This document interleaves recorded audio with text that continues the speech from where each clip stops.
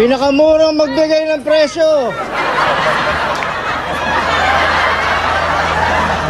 Dito muna ako mag-start. Ano ba sa per dozen, per kilo? Dozen? It doesn't matter. Magkano kung kilo? 380 ang bintahan, bigay ko na sa inyo ng 3.8? Isang kilo? 330. Yes po, 330 na lang. Pag per dozen, magkano? Diyan po 120. Ito 60. 120. Ito 90. Ito yung pinakamaliliit. Magkano spicy mo, te? Ito sir ang spicy ko, bagong gawa. Magkano yan? Pag hindi siya nagmamantikan, bagong gawa. What? 120 per dozen. Parang 120 yata lahat eh, no? Opo. 115 mo na lang para pang wholesale price ko kasi yun. Sa mga bumibili ng nag-order.